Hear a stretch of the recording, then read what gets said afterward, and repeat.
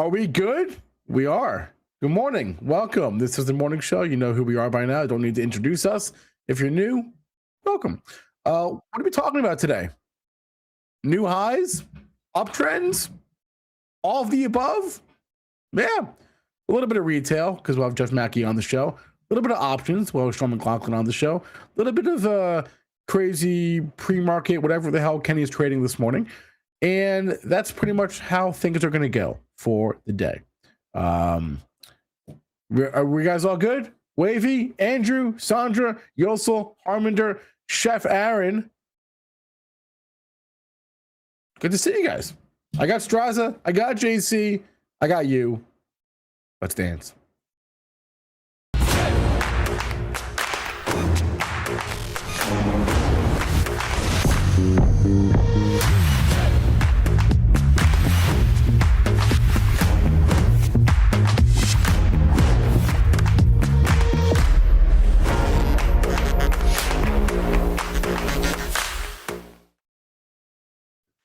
All right.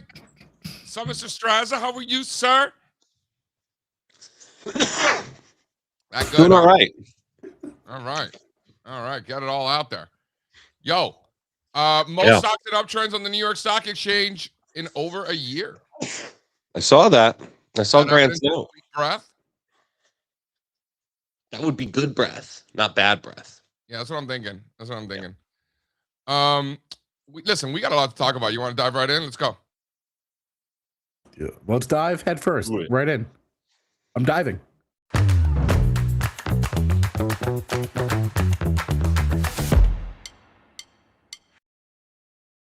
All right. We got the Dow doing nothing this morning. What is that, Spencer? I'm diving. I'm diving. Dive oh, is that how they teach you to dive? in the pool. I'm not going to question Spencer's teaching skills. Spencer's been on point on how they teach little kids to do things. Skiing was a good Every one. Every time I question Spencer on that, I'm wrong and he's right. So, all right. You say so, Spencer. You're on point these days. So, all right. Dow doing nothing this morning, big but. S&P's up a ton. S&P's up 0.5%. NASDAQ up a full percent today. 250 points up to the NASDAQ. NASDAQ's up 1% with the Dow technically down. It's literally flat right now. With 30-year bond futures doing nothing. Stock market loves a boring bond market. 116 for 30-year futures. Crude oil down 4%. Back under 60 for crude oil. Was that a whipsaw? Was that a failed breakout? Wow, 4% to the downside. We got copper down 2%, just back under 6. So oil back under 60, copper back under 6, technology and the NASDAQ ripping. How about that for a change in character? Gold down almost a 4%, back under 4,600. Silver down 3.5%, back under 90, 88.20 with the VIX still at 16.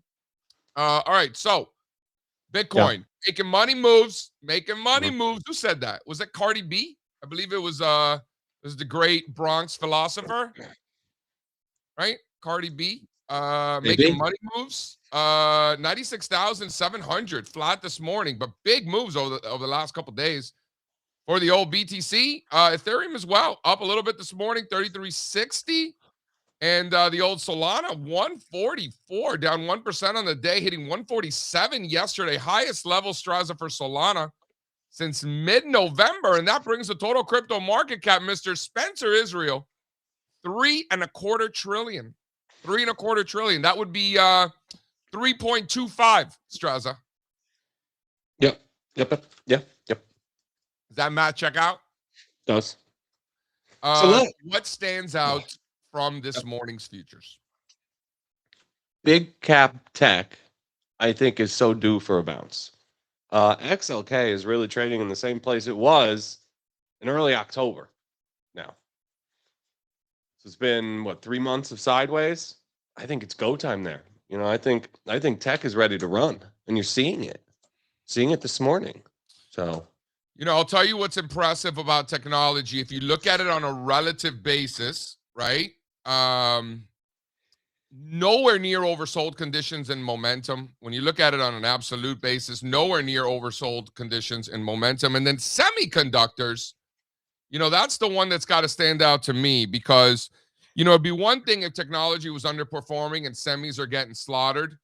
Semis made not only new all-time highs this week, new all-time highs relative to the S&P 500 this week. So like, it's tough for me to be overly bearish of technology with that sort of thing going on. It's more of I'm questioning the leadership here. Questioning the leadership.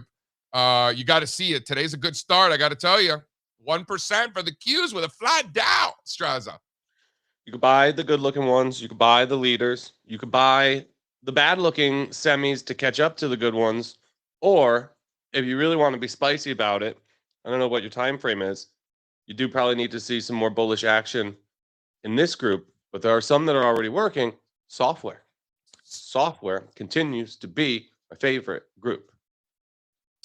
For you, not for the market.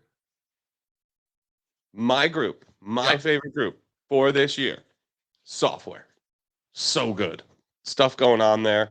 You're getting these stocks at prices they haven't seen in a very long time. Some of the best companies in the world.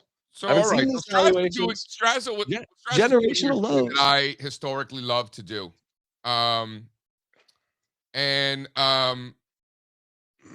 It's sort of reverse engineering what a bull market looks like, right? So Do you if buy you're the good ones or the bad ones? Yeah, because think about it. In a solid bull market, what happens? The laggards catch up to the leaders, right? The leaders kind of consolidate while the laggards catch up, and then you get the next leg higher, and you get that rotation, right? So a lot of times, particularly this bull market, I remember, like things like industrials, really struggle city and industrials. And it's like, man, if the market's going to go higher, we're going to have another leg higher. Industrials got to go. So we're buying the rotation. We're buying Caterpillar, even though there might be stocks that look better in industrials. Yeah. And it's like, hey, listen, financials and small caps are right here. Like, it's 2023. If this is a bull market and we got another leg higher, small caps and financials have to get going. They have to get going. This was back in 23. They don't look as good as others, but you got to buy this weakness if you think that the market's going to go higher. What happened? Small caps making all-time highs, financials making all-time highs. That rotation came because it had to, mathematically. I think we're getting to the point where if we're going to get another leg higher from here in equities as an asset class, I think technology's got to participate. You can't get another leg down lower and all these apples and all these things. And then also some rotation into the laggards within tech, because semiconductors continue to rip. Semiconductors don't give a damn what the rest of technology is doing. Clearly, I have so much respect for.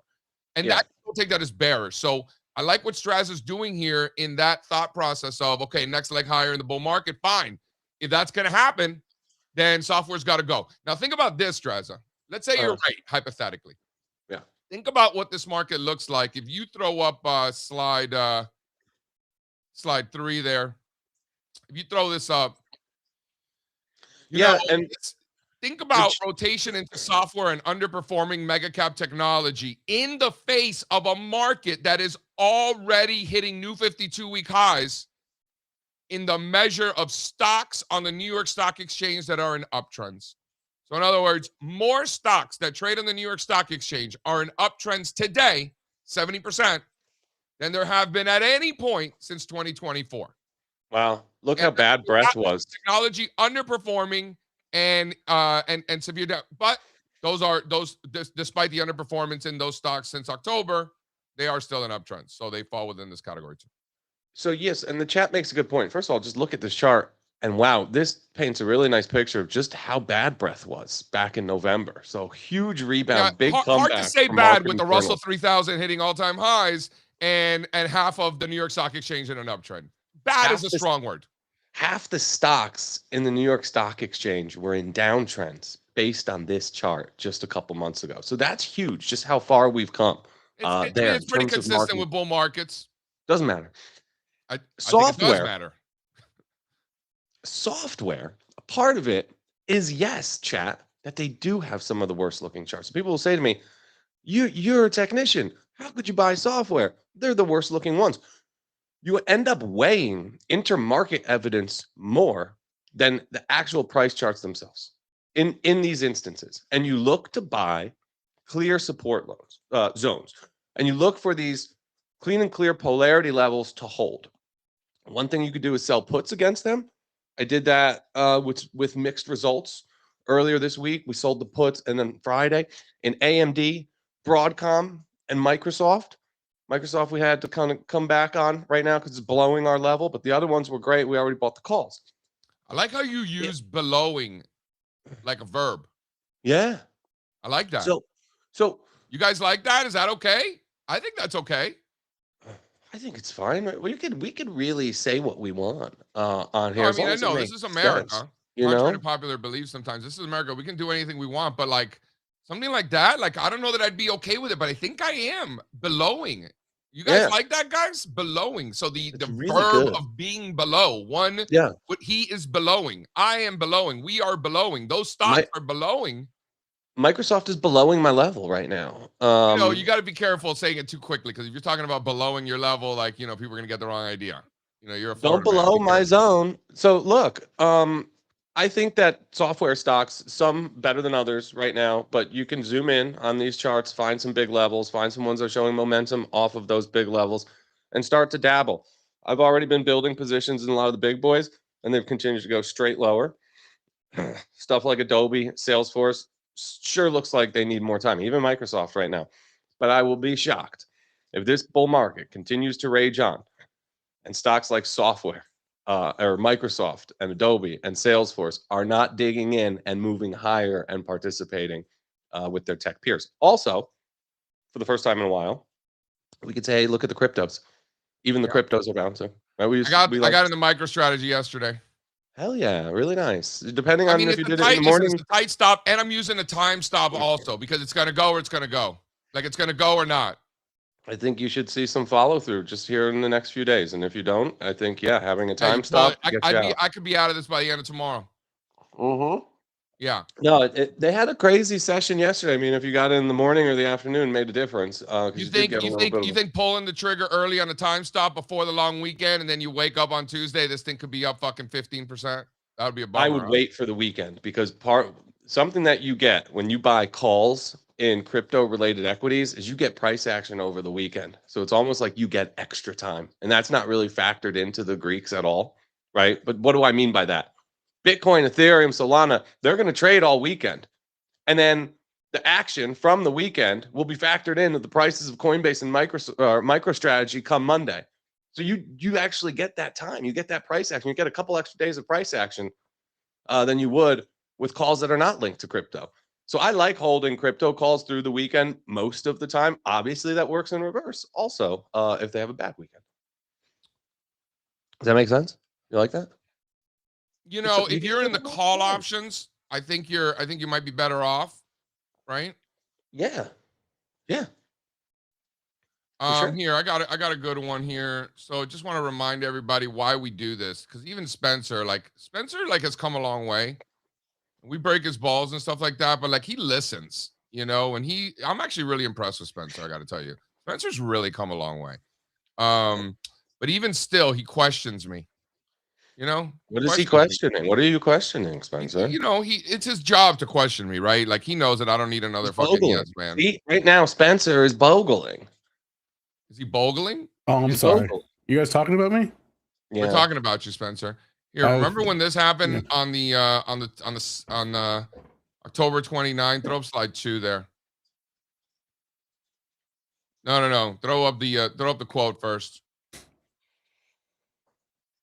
So this was in the morning of October the 29th. Morning of October 29th. I remember seeing it. I remember tweeting about it. I remember Spencer thinking that I'm just being a hater.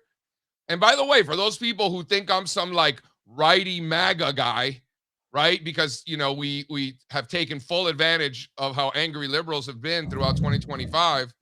It goes both ways. Just because the tampon guy in Minnesota, who's now going to prison, which is funny, was dancing and doing a little shimmy about Tesla, and it was obvious it was time to buy Tesla, and then Tesla doubled from there. Doesn't mean that I'm, shitting on the libs. JC, this is still silly. This is still silly. Hold on. Why are you showing us a tweet from 90% October? of Democratic voters were bearish over the next 6 months in equities. This was in May and June. God. We ended up having some of the best 6 months ever. Again, taking full advantage of the anger from the libs. In this case, it's the Republicans, right? Isn't this guy like a Florida man, governor, or whatever, talking about the Magnificent Seven? There has never been a time where the market was skewed towards one sector and really only one aspect of a sector. And then think about this. Since then, the NASDAQ 100 has made 0 new highs. The technology sector has made 0 new highs. The Magnificent Seven have made 0 new highs. And in fact, relative to the rest of the market, are making new 4-month lows. So silly, cute, call it what you want. The signs are always there. You just have to pay attention. And it's not because we're fading a politician or whatever, but when it matches up where one guy is who doesn't know anything about the market, obviously, he's the governor of Florida. What does he know about the market? So obviously, when somebody who speaks out of their lane, tampon guy in Minnesota talking about Tesla stock, it's a guy who says he's broke and has no stocks, talking about a stock. How do you know he doesn't know anything about the market? JC, that was not a piece of market commentary. That was a political statement from a politician. Fine, okay? But the fact that he's talking about that, Spencer, literally the day that it peaked, is not a coincidence. Okay. I think he should be the next president. Ooh. Okay. DeSantis. Yeah, whatever. The point is, just look around, and there are signs, and if you can match the sentiment of the market with what's happening in price, and there's a divergence there, a clear divergence, but I think you got to pay attention, man. But Spencer makes a good point here. This is a governor of the great state of Florida. Obviously, how many times has he ever tweeted about the political stock market? Statements that he knows are political statements? You think this is market sentiment? He's playing politics. Guys, what do you guys think? This guy's talking about weak market breath the day that the Magnificent Seven. But he's not really talking about that. Coincidence? He's not really talking about that, though. And I'm not cherry picking in hindsight. We were talking about it on the show. Okay. I was tweeting about it in real time. We're going to see it again. That's why I bring it up. It's not a victory lap. It's a, hey, look, remember that? It will happen again. And when that happens, let's make money from it again. That's what this is all about. Are you actually making decisions in your portfolio based on stuff like this? Yes, Strazza, because at the time, small caps were breaking out. We were getting rotation into other areas. Like all of these things were happening during a time where you've got everybody, including Ron DeSantis, telling us that that is not what's happening. So yes. Okay. We were talking about it on the show. Check the tape. Clip it. Check the tape. Okay. Go back to that date. We were talking about it. If it'll make you feel better, it'll make you feel better, seems like most of the chat agrees with you. Okay, so you got that going. There's for nothing you. to disagree with. It's just you can facts say only, anything, baby. though. Okay. Listen, before Kenny comes on and everything like that, I gotta hop. I gotta go to the city today. Big city day. You know, city kid doing city things. We are missing JC's point. To be clear, totally missing. Oh yeah, I'm totally missing the point. They're just trolling me. Don't worry about it. I'm a big boy. They're just trolling missing it. No, I don't. Forget it. They're just trolling me. So listen, this is important. Strazza, I'm gonna talk about the beat report and stuff like that with the guys. But what else should I want to because Josh has known me for a long time, and there's people that think like I'm a perma bull. It's not a perma bull. It's been a bull market. Like what the fuck do you want from me? We've been buying stocks, but Josh knows perfectly well that I am not a perma bull. So I think I'm on the podcast today, the Compound and Friends with Josh and Batnick, and I'm gonna ask Josh. I'll be like, Josh, can you just clear this up for everybody? Can you tell him I'm not a perma bull? What do you think he's gonna say? He'll agree. Josh knows you. Yeah, I was a perma bear during the great financial crisis. You know, he remembers that. But what about they're supposed to ask you the questions. That's how this works. I'm gonna ask them. I'm gonna be like, hey guys, what do you want to talk about? Throw it back. Ask Josh now that he's a Florida man if he agrees DeSantis for president. It's not gonna work, JC. What's not gonna work? You asking them what they want to talk about. Why not? Because they're going to say, no, that's why we brought you here. Yeah, but I could literally talk about anything, whether it's sectors or bonds or commodities or forex markets. No, because you know what they're going to do is they're going to ask you about Jerome Powell versus Donald Trump, and you're going to be like, I don't care about that. Do you really think that those guys are going to ask you about that? Yeah, to bust your balls, they would. Sure, right. I would. Yeah, probably. No, you're right. Steve Strazza will not be in New York City. Everybody calm down. Dude, people are asking Strazza. You know how many times I've gone, hey, is Strazza coming to happy hour today? We got a nice happy hour. We got some heavy hitters coming by today having drink skis. If you guys here in the morning show, you're listening, you want to come hang out at happy hour today in the city, we're going to Hell's Kitchen, 5:00. If you want to know the address and everything, ping Spencer. And be nice to Spencer when you see him, all right? Only we're allowed to break his balls. People are everyone's nice. Everyone's nice. You can Should email ask the Josh about the great state of Florida is what you should do, because he's been spending a lot of time down here. You think we're gonna talk about the Hurricanes? Yeah, I think you are. I know you are. Yeah. Well, I'm going to talk Sure. about the Malachi Tony stock market He- with the small caps making new highs. He's a fan now. He's been See what I rocking the did there, gear Spencer? on the TV. Josh He's is like what? all Miami these days. Love to see it. Really do. So You cool. know, I always tell him, it makes me so happy that Josh is a Hurricanes fan. Like, Yeah. you know how I bleed Right. orange and green, and the fact that Mhm. now Josh is part of our family just warms Yeah. my heart. You know, it really, really does. You know, because Put his a daughter smile goes on my there. For face. those who don't know, and Josh is a Florida man, Josh Brown. He bought a place down in Delray, and his daughter goes to the University of Miami, so he's in. Freaking love it. It makes me so happy, dude. Yeah. I used to No, think I was crazy. he was rocking the gear on CNBC yesterday. I was like, Was he? yeah. Nice, dude. So yeah, go Nice. Miami. Go Miami.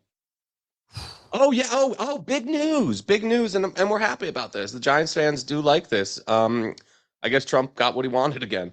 John Harbaugh to the Giants. Have you guys heard that? It's pretty good. I think Did it's pretty Trump good. want that? Why? He's been tweeting about it, dude. He's hilarious. He's been Trump's been tweeting. tweeting about John Harbaugh going to the Giants. Yes. That's hilarious. But no, he's excellent coach. I think he coached the Ravens for like 15 years. Obviously, really good track record over there. And he's just one of those he's like one of those tough, smart coaches. I really like him. I was thinking Tomlin too. I thought Tomlin would have been a great fit for the Giants. But we like Harbaugh. We like this a lot. We haven't had a decent coach since Tom Coughlin.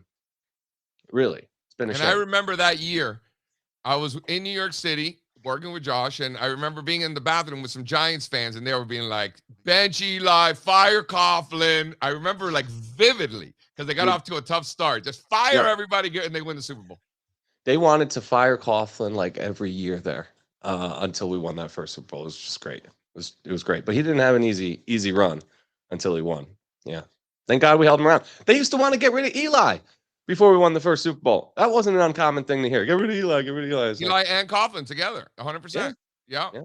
Yeah, we're going to the Canes game with my dad on Monday. Stoked. I got a lot of friends tailgating. I mean, I haven't been to a national championship game since January of 1992 in the Orange Bowl. Wow.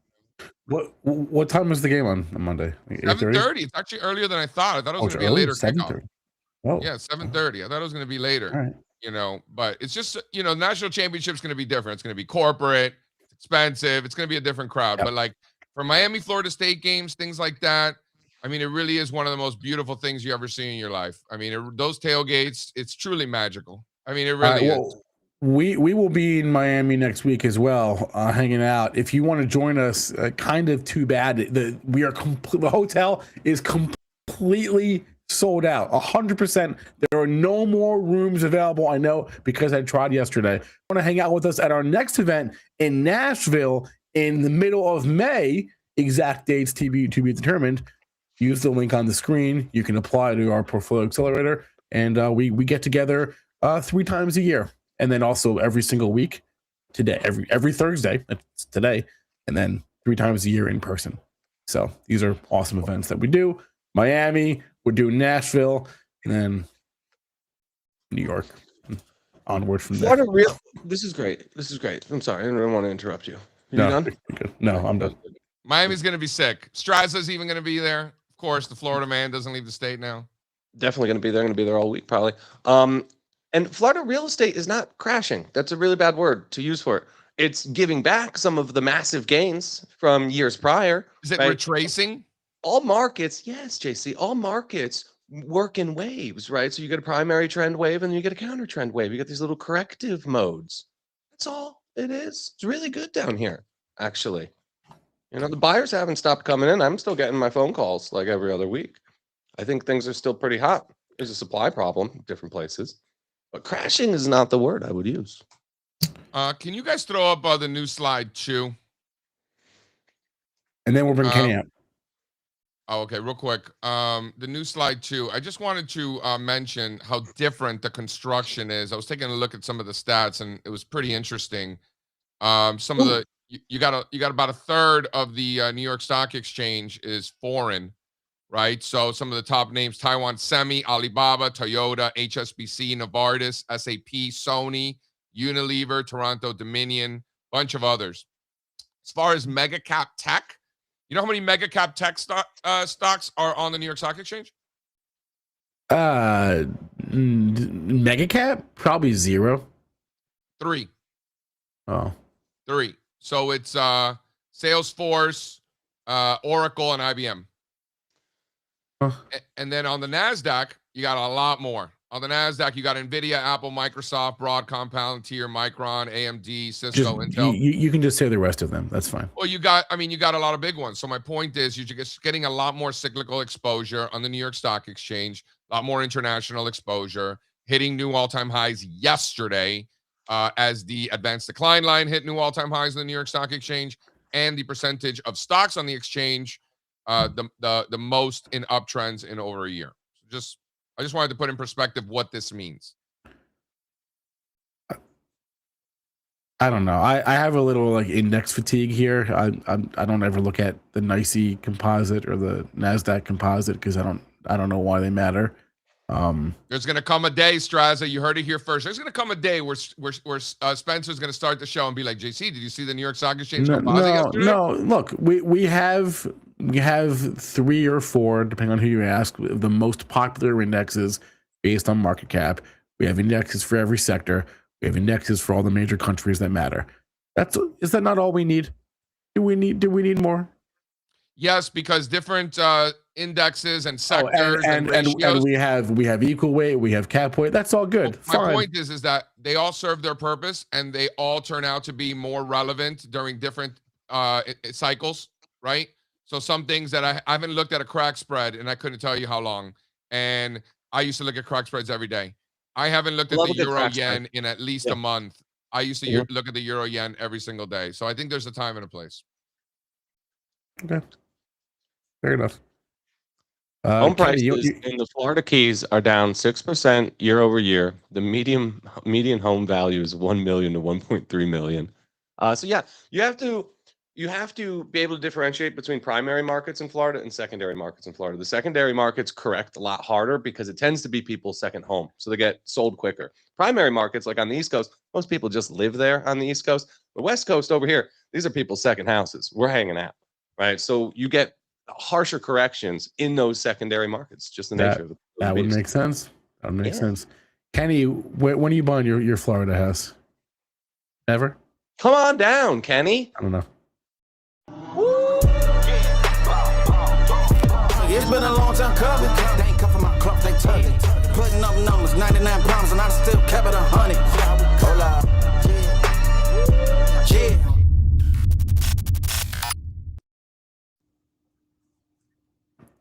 What up? No Florida house for you? What happened? When are you buying your Florida house? Never? I don't know. I wasn't even paying attention to you guys, to be honest. I'm rip roaring. I've been up to 3 o'clock in the morning. I don't even know where I am right now. Okay, well then let's dispense with the pleasantries. What's ripping this morning? The Qs. I mean, listen, if you guys were with us, and you know the mantra, right? Market never goes down. But there's a little at the end, but the market never goes down. Get it? So as a shorter, we've had this running joke, right? That shorting is short-lived and you're going to die.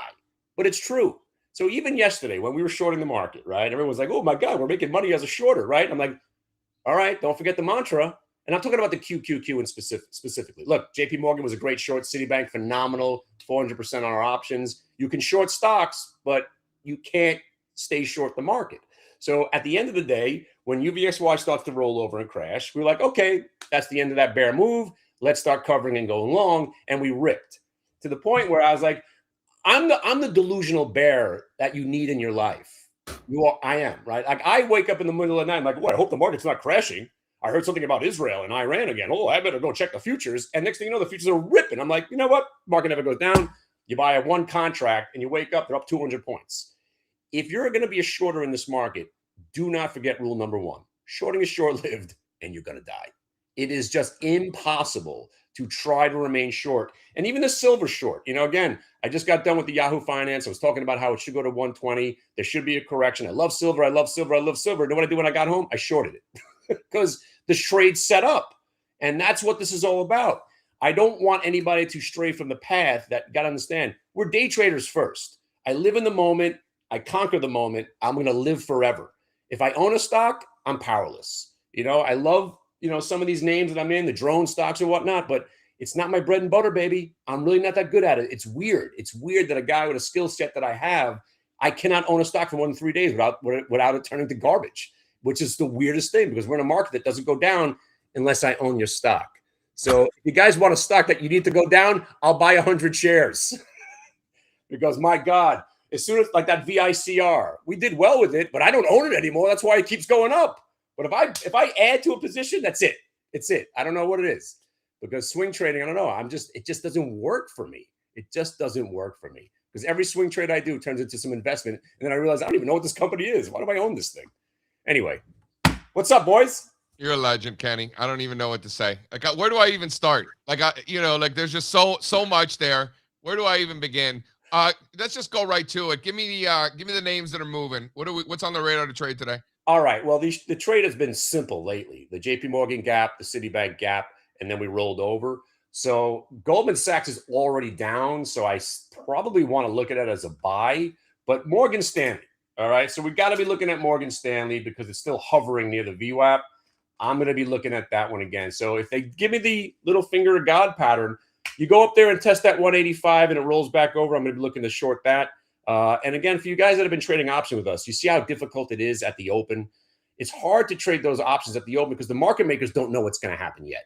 So they keep the spreads huge and it's very illiquid. But if you wait 15 minutes for that chop to dissipate, then the trade shows itself and the options start to compress. And we nailed that Citibank, 88-cent option. It went to $4 yesterday. Same scenario. And some crazy ones for you. There was this great name. Let me try to find it for you. What was it? ROHL maybe? I can't remember. I don't know the symbol now. It disappeared. It just fell off the face of the earth. But if you want a crazy one, it's Riley. RARILY. That's the Riley. That's the wild RB one. Riley Financial, some kind of like scam, but then it wasn't. And then this is the other Riley. This is the other Riley. This is the BRC group. So not RILY. No, RILY. Yeah, I don't think it's the one you're thinking of. No. RB Riley Financial. Yeah, B Riley. It's the same thing. It's like a whole thing. Like the family's all in a tizzy. It's like it is the same. Thing. Okay, right. Yeah, it's a shit show. Right. I like it though. Yeah, but my God, I heard you guys were going to have the drones guy on. Scott, right, from over at Rec Shares. Big fan of DRNZ. That's one of the only things that I own that's actually working right now, other than the Qs, of course. But you know what I got to tell you? This stock, the opens have still been really kind to us. I've been watching these stocks, but there's another one. Guys, you're probably going to laugh at this one. Clove, CLOV.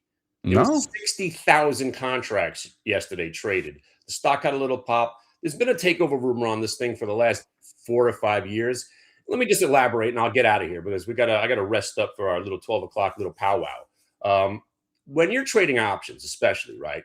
You don't need the stock to go parabolic to make some real money. You need a $2 stock or a $2.50 stock that trades nickel, dime, or penny options, and you get that on a Thursday or a Friday. You're talking about a 2-cent option. The stock pops 30 cents. Your option's now 30 cents, and you're talking about a 300, 400, 500,000% gainer on a stock that just moved 20 cents. And that's what we're searching for all the time. So again, that's why this trade that we have that works every time, this earnings reversal, when it shows up on Thursdays and Fridays, that's when you start banking. So see you guys at 12, and we'll talk more about that, and I'll show you this trade. So yes, I did drop the link in the chat today at noon Eastern. Kenny's doing, it's earnings season, which around here we call that Kenny season. So we've been trying to do this every single quarter. Do we call that now Kenny season? That's what I've been calling it, right? So thank you. It's ROLR. Sorry, I didn't mean to interrupt.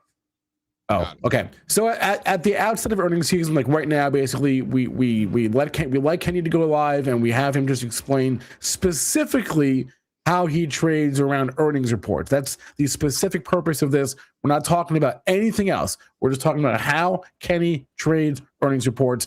He's been doing it this week. He'll be doing it every week for the next month, basically. This is what he does during this time of year. So the link is in the chat. The link is on the screen. It is noon Eastern today. It is free. It'll be on hitzabid.com. And if you have ever been interested in trading earnings, no one does it better than Kenny. So thank you. be there today at Please be noon. All there. right. It's going to be a hoot. Yeah, and then we'll see you guys tonight. Right? Should be a good time. We will see you later. That's true. All right. So yeah, it's R. What was it? ROLR. Great stock. I mean, the name of the company was a hoot. Was High Roller Technologies. You gotta love it. Yeah, Nice. High Roller Technologies. And then on the other stock I was talking about, that's another company that sounds like a New York City stripper ring. Oh yeah, you know yeah. I hope it is. So many of those. I hope it is.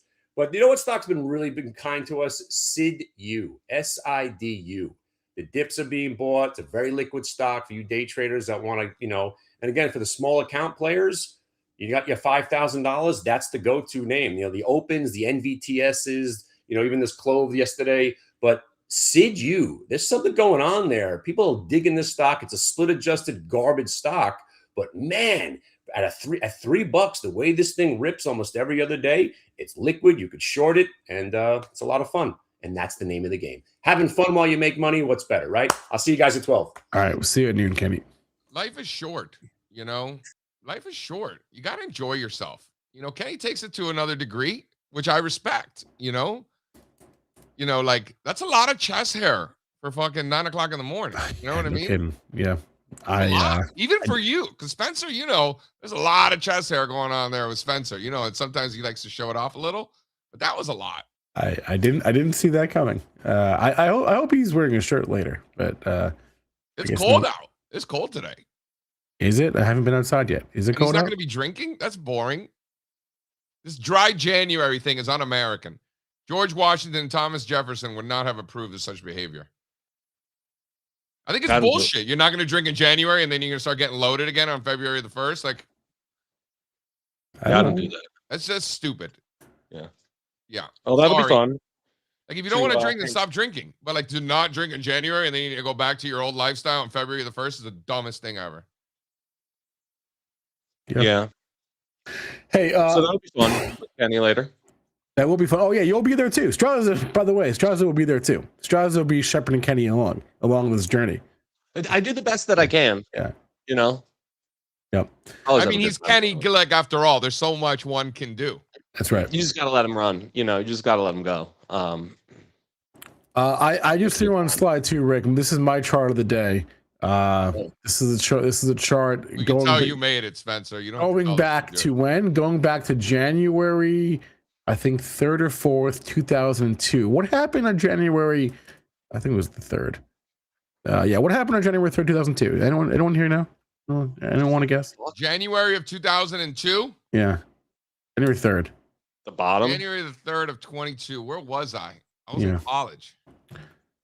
All right. Well, whatever was happening, I was interested in other things at the time. Right. So that was the Rose Bowl, and that was the last time at University of Miami. Oh yeah, January 2002. Duh. Good that call. Was, Good that call, was Spencer. the last time the University of Miami won the national championship game. January 3rd, 2002. It's been a pretty good 24 years for stocks since then. Good look here, Spencer. Not for Miami, but for stocks. It's been. You could right click and remove the volume. I like the volume. He's talking about the greatest football team of all time. So, respect there. Respect where it's due. What's wrong with the volume? The volume is cool. You have 2 charts in the price pane. So which one is the volume belong to? All right, it's not as if it's not as if the cues are up there all the time. I just added that last second. That is when the stock mark. That's when that's the last time that the University of Miami Hurricanes won the national championship game in the Rose Bowl where they smoked Nebraska. Dude, that team was so nasty. You know who was returning kicks? When you go watch that game, you know who was returning the opening kickoff? Willis McGahee. Nope. Andre Johnson and Frank Gore were the 2 return men to start the game. I was close. Guys is on mute. Hey, before we bring, I see Sean back here, but before we bring him out, let's make sure we talk about things that are actually happening this morning. There actually is not much happening this morning. It's been a pretty quiet morning. We mentioned the other day, how often we cared about the JP Morgan reaction because of what it meant for the other bank earnings, and they all just kind of follow the leader, right? So you don't even have to pay attention to the numbers at this point. But all the banks are going to do more or less what JP Morgan did. They're all going to have good reports, and they're all going to do what JP Morgan did after the fact. So why do you? Oh, really? Are they? Okay, we'll see. I mean, that's what they have done so far. I'm looking at Wells Fargo. Looking at Goldman Sachs this morning a little bit. They all have to go down a lot because JP Morgan did. JP Morgan has a much higher valuation than these other banks. Citigroup. There's more room there. The price to book on JP Morgan looks good. Bank of America got smoked. Goldman Sachs is down this morning. Bank of New York Mellon continues to be the best one.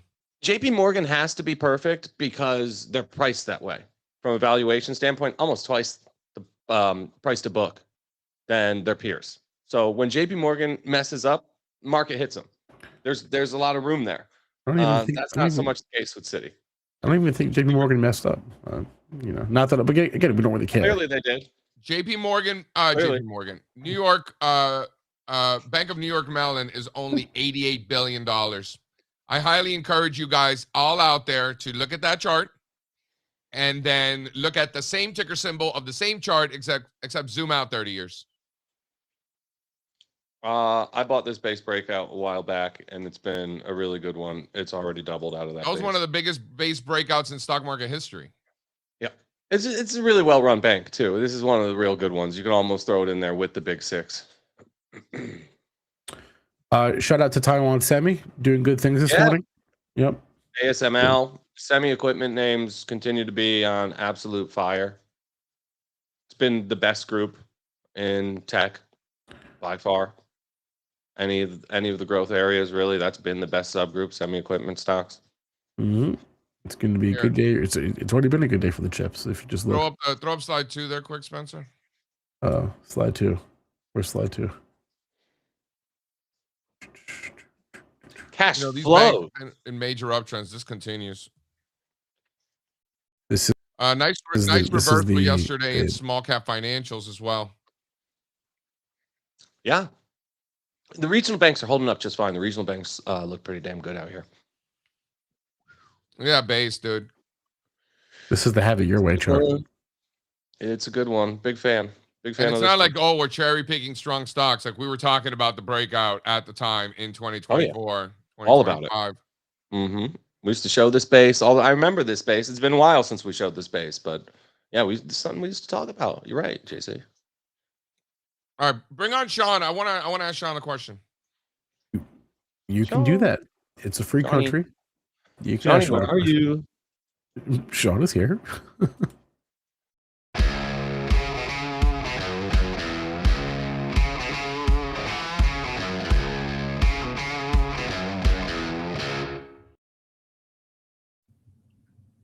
Johnny, baby. Spencer, I'm the only person who got your joke, man. I heard you. And it was great. It's a lot of Buffalo going on there. I don't know that I like it. Yeah. Well, I have to do that here in Colorado. I'm surrounded by Broncos fans, as you probably can imagine. And so we're going hardcore. There's been a Bills flag waving in my front yard all week, tweaking the neighbors. We have to do it. Have to do it this week. Dude, this defensive tackle, Jordan Seaton from Colorado, just entered the transfer portal. I hear he's coming to Miami. This kid looks like a stud. I don't know. Good luck. Oh, he's getting the hell out of Boulder and going to party in Miami. I don't blame him. That'll be good for his grades. Let me ask you something, Shawnee. Before I hop, I got to go into the city. I'm going to do Josh and Michael Batnick's podcast, two guys that you know very well for a long time. What do you think I should talk about with them on the podcast? What should you talk to them? Well, first of all, they're going to ask you for your predictions probably, and you should tell them, fuck off. Tell them line go up. I don't know. I can't imagine you're not going to talk about the Hurricanes. Yeah, I mean his daughter goes there, so we talk about the Canes. I didn't know that. That's new news to me. Wow. His daughter's a sophomore there, and he bought a place like down in Del Rey or Boca or one of those. You should probably ask him when he's going to have me on. I mean, it's a long time coming. It's true. It's true. I feel like you're more of like a Barry Ritholtz podcast guy, though. You know, I don't know. That's more masters in business. You know, I don't know. It's a good. It's a good thought. Barry, I'd be happy to talk to Barry as well. We could do them both. Dude, Barry's the man. All right, guys. Listen, I'm gonna hop here. Spencer, I will see you later at happy hour today. There will be no chicken fingers. Did you hear that Spencer ordered chicken fingers for the yacht in Miami? Did you hear that? Or he was going to. He was about to. Not conch fritters or something cool like that? Well, we had those things too, but I had to scratch out the chicken fingers and bring on the escargot instead. How was I going to get chicken fingers over the escargot? In Miami, on a boat. Okay, great. Are we doing any fishing off this boat? No. We paid extra for them to put the fish on little pieces of rice on the table so we could just eat it. You see? So we're good. We're good. All right, guys. Okay. I'll see you. Adios. See you happy hour, Spencer. Have fun. I will see you. I don't know if you saw Mary's joke yesterday. No. There will not be any waves. Oh yeah, I saw that. Or maybe some Elliott waves on the boat. No. Okay. There won't be any Elliott waves either. Come on, we're not. No, there won't be. No. Okay. I mean, unless Todd Gordon's coming. Is Todd Gordon coming? Then we'll have some Elliott waves. He is not coming, to my knowledge. Maybe next time. All right, what are we watching today, Sean? Well, I wanted to talk about silver. I know you guys have talked about silver a little bit, and I want to talk about a trade that we put on this week in silver, a trade where I am dead wrong so far, at least dead wrong. But the flexibility of options being that what they are, if you use the right strategies, if you're willing to get out of your comfort zone, you could still make money even when you're dead wrong. So there's the chart of SLV. I mean, you know, I'm not telling anybody who's watching this show anything they don't know. Silver's been absolutely ripping. Where you see that blue circle is that's from 3 days ago. It's Monday. I put this trade on Monday, and the bet I'm making is that silver is extended and probably due for a meaningful pullback at some point. But that meaningful pullback might not come for another 30 points higher from here. That's the reality of the situation. So I wanted to position to catch the turn if I could, but also not get hurt if I'm wrong, and maybe even make a little money even if I'm wrong. So why don't you go to the next slide, Spencer? I put on this week a trade that I don't do a whole lot of. It's called a put ratio spread. So I know that scares a lot of people when you say fancy words about options, but basically what you need to know in this chart here, we're at 75. I bought the 75 puts, and I did these in February options, but the month doesn't matter. But let's just, we'll be clear. I did this in February options. I bought the 75 puts. I bought one put. Okay. And then I sold the 65. Hold on. I said that wrong. I'm already, it's early. It's early where I am here, Spencer. I apologize. All right. I'll give you a pass. I sold the 75 put, okay, that to bring in some credit, right, to bring in some cash. And I used that cash to buy the 66 puts further out of the money, all right? And I did that in a way that I actually had a credit left over. I was left over with a $1.50 credit, okay? That's $150 on basically doing a one lot. And the trade basically works in one of two ways. If silver crashes, I shouldn't say crash, but if it has a meaningful pullback, which is highly likely at some point from some level, silver is going to have a massive comeuppance for all the late buyers. If we get that move, I have the potential for unlimited gain. And I spelled unlimited wrong on my chart. That unlimited. So yeah, unlimited. That's extra unlimited. All right. So extra unlimited gain if silver crashes or falls back significantly. Great. That's what I'm here for. But if I'm wrong and silver stays above, in my case, around $75, I actually can walk away a winner. Silver can rip to $150. I'm still walking away a winner, not a huge winner, but I'm getting paid for my effort. And so I wanted to bring this up because these are the types of trades that I like to look at when I see something like silver. Go back to that silver chart, Spencer. When I see stocks that look like this silver thing, just parabolic moves, then a ratio spread can be one of those trades that you could put on to catch the turn. And it's got a lot of forgiveness. It's got a lot of ways that you can make money, even if you're wrong. You're not going to get too hurt. I mean, the worst case scenario is that silver pulls back a little bit into that area just below my short strike and just sits there. But when you have a stock or an instrument that's doing a parabolic move, the odds of it just sitting somewhere and doing nothing are pretty low, right? We're either going to continue with a parabolic move higher, or we're going to have a really big crack. Either way, I expect a big move. And so the put ratio spread for trades like this, to me, is a trade you want to have in your toolbox. How's that?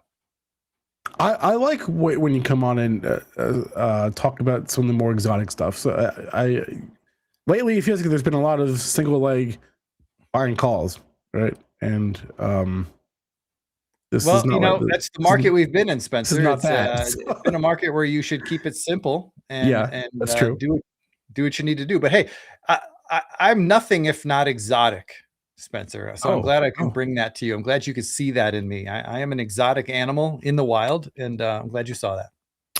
And also, here's what I like, because first off, you always talk about how options give you options, but like, I think everyone and their mother, wants to try to play a silver pullback here, right, in some way, shape, or form, because it's the most obvious trade in the world. So here it is. This is an actual idea in the flesh for you. You're bringing up a good point. Everyone is looking at this chart and probably saying, yeah, man, I'd like to get short. And of course, you're not going to just short SLV common stock, right? Because you've got unlimited risk. You're asking for trouble, right? So that's a bad idea right out the gate. Number two, the next option is, I could use options and I could buy puts. Well, sure, you could buy puts and you might get it right, but man, you are paying some hefty options premiums to buy those puts. So you might get the direction right and you'll still lose money, because the volatility is going to get sucked out of those things once this thing reverses. And you might make money, but it might be underwhelming. So the way I did it with the ratio spread is I'm actually getting paid to take on the risk, right? So if the move happens very slowly or doesn't happen at all, I can still make money in this trade because I got paid up front. So that's a subtle difference. But buying puts here could work, but man, you're swimming upstream on the vol crush. It'll inevitably happen when this thing goes down. Hey, I've got Jeff Macke lurking here in the wings. Why don't I bring him out? And since we can talk about, I'm always happy to see Jeff Macke. Bring him up. Options. We can talk about whatever. We can talk about retail. Talk about the mall. Actually, I do have a mall thing for Jeff. So. Jay, we've been friends for a long time. Make the call. I mean, this is pretty professional, guys. Nice show you got going here. Morning, boys. Hello. Good morning. It's early where you are, Jeff. I love this. I've been up for hours. I just had one of those, like, I think the wife said she was talking in her sleep. All of a sudden, you're like trying to talk back. And then next thing you know, you're awake. And it's like, well, it's 2 a.m. Then I'm tweeting to my friends in Europe. All of a sudden, it's just like, hey, how's Fran? What's going on in London today? It's been one of those kind of days. So I'm probably going to take a nap a little later. I've been checking out Target. Actually, Sean, that's a name that we're long. You and I got long in that together. I'm teaching my son, who's dying to meet you, and of course he wasn't set up for options. He's just a little he's a little wee guy. Actually, he's like 6'3", 190. Could kick my That doesn't ass. sound wee at all. No, he's not. But when it comes to trading options, he is. And we were trying to get him long the target that you and I bought, the target 130 leaps. That's a great looking chart. I've been admiring that this morning. And it's no one likes crapping on Target more than I do. But I mean, that's a beautiful little chart that we got going there all of a sudden. It's nice. I don't want to jinx it, but boy, did we catch the bottom? Did we catch the turn or what? We might, there might be a little turning going on. There might be, it's a nice chart. There's a lot that can go right there. Every once in a while, stuff can go right. Anyway, so he's convinced that absolutely I am the king of options and you are the emperor of all things options. And that just bodes poorly for whatever he finally gets along. Tell him he never wants to meet his heroes. All right. Just tell him that. Yeah. Believe me.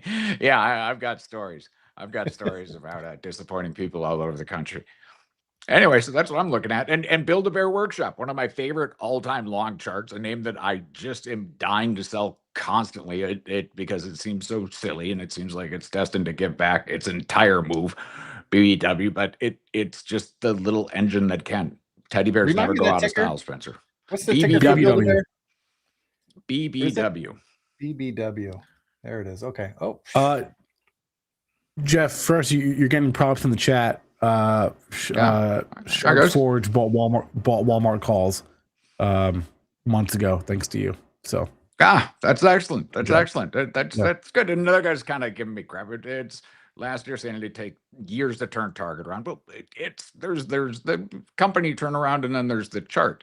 You know, it's Target's hit a lot of icebergs. It's a boat that's run into the Titanic iceberg. It's run into just a series. It's been, taking a torpedo or 5 or 6. There's a lot of bad news built into Target. So in terms of turning it around and what it can do to improve as a stock, those are 2 separate stories.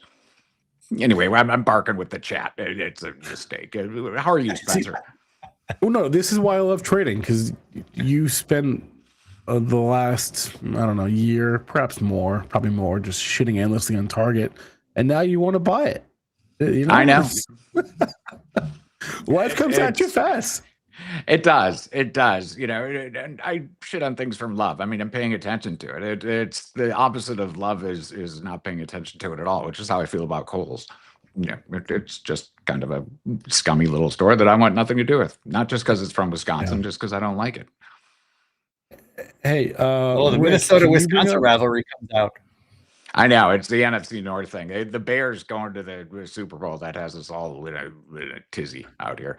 So tell me about your mall story, Spencer. What's going on? No, Rick, can you bring up slide 58? Any slides in that group? Jeff, I found out over the weekend, unbeknownst to me, I was busy on Chart Summit. I was having a great day.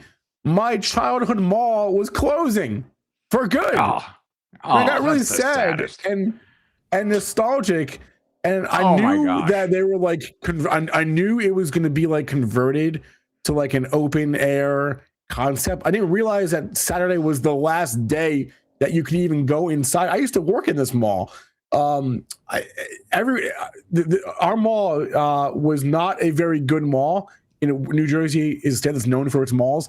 This mall was not a good mall, but it was our shitty mall. Right. It was only one store. It was only one story. It didn't have a food court. It was a crappy mall, but it was our crappy mall. We loved it. Spencer, are you old enough to be one of those kids that hung out at the mall, or did you miss that? Absolutely. That was the first place of freedom, right? That was the first place you could go to really get free. Your mom would drop you off at whatever. 3-4 hours later. So I got all nostalgic, and my mall is dead. But they're going to convert it. Slide 61 or whatever. They're going to convert it to this like open air shopping concept thing. I don't know. To take advantage of the gorgeous New Jersey weather. No, I don't know. What are they thinking? I don't know. Come up with that idea. They had the developers out last May, and they're like, oh yeah, it's always like this. It's great. It's lovely out here. I mean, look, my favorite part of my old mall was there was a Spencer's Gifts. That was the first time I ever saw my own name in the wild. Spencer's not a very common name, and there was a store that for a while I actually thought was like either was named for me or I was named for it, some whatever, but I thought we were somehow related when I was a little kid. And you thought maybe you were the secret heir to the Spencer Gifts. Yeah, maybe. That's a shame. Awesome. I was at Spencer's Gifts. I would hear just last month for SantaCon to get some of my more unique Santa items. They sell a lot of really naughty stuff there now. That's become a whole different type of store. It's a little salty back there. Anyway, rest in peace to the Brunswick Square Mall. Not foundational, but a big piece of my childhood, and anyone who the malls they opened it. It was one of the oldest malls in New Jersey. It opened in like the 60s or 70s. It's been around for a very long time. So I grew up within biking distance of Huffy biking. Before I even had a 10-speed, we would bike to Southdale, which was the nation's first enclosed mall. It was designed as an actual atomic bomb shelter. It really was. It really was designed to just be a place that we'd go. They had big bird cages, which we thought was lovely. And it turns out those were the canaries that were going to denote whether or not the radioactivity was going to kill everyone in the mall. It's a long, Those were tangled story, but it was a great place to hang. I mean, Those we'd were- bike there when we were like 9. It was a whole different age. And my parents would Jeff, just be like, those were "Come back, simpler let me see ya." times. Yeah, they Simpler were times. amazing times. Both simpler and just weird and just kind of horrible. You know, it seemed like one of those stories that had to be fake. You can look it up. It was in fact our local bomb shelter, and Well, just I mean, 10 life miles was so outside simpler. You Minneapolis. didn't have to make any long-term plans because you just knew you were going to die in a nuclear attack. So what was the It plan? was pretty much, yeah, duck and cover, baby, duck and cover. Oh, you'll be fine. It'll be fine. It sometimes, you know, just we'll work it out with the commies. It's no problem. It's no problem. Anyway, Spencer's childhood is dead. I'm sorry, Spencer. Basically, it's kind of sad. Jeff, before we run here, I know there was a big retail conference this week. Can you share with us a takeaway or two that you had? I saw the mall stocks. Speaking of malls, the mall stocks all got hammered the other day. They got hammered yesterday. You know what yeah. they don't like? They don't like inflation. The mall stocks, they really don't like that. And also they had developed huge air pockets. I mean, they were up 40% since like mid-November. So it was time to take a breather, and boy, did they ever take a breather yesterday. So it was a little bit of an ass kicking, but it was overdue. I tell you, in terms of the ICR, you know, it was a big AI chatter type of conference, which normally I don't really have much patience for, because prior to very recently, it was a little like drone delivery, where it's like, yeah, that's cute that you're going to do that, but you're not going to use AI and scale. Now they are. You know, Walmart gave a keynote. It was huge, and they talked about how they're actually applying AI to what they do. You know, you can make online shopping much better, particularly on a discount level, and I think that's what we're going to see this year. I think it's going to be one of the big themes for both Amazon and Walmart. Walmart is a tech stock. You heard it here first. And you'll hear it here again, because they've got the cash to do it, man. And it's going to improve margins, and they're going to spend just the dump truck full of money. They're going to take that Super Bowl winnings. It's the Walmart family is going to take the Broncos to the Super Bowl. They're going to cash in, and they're going to put it right into AI in the stores. Oh, they own the Broncos now. That's right. I forgot about that. They just bought them. Hey, not so fast, my friend. Not so fast, my friend. They got to get past the Buffalo Bills first this weekend. Yeah. Boy, let me tell you, the AFC is terrified of getting past the Bills. I grew up in Minneapolis, buddy. It's no one's worried about getting past our teams.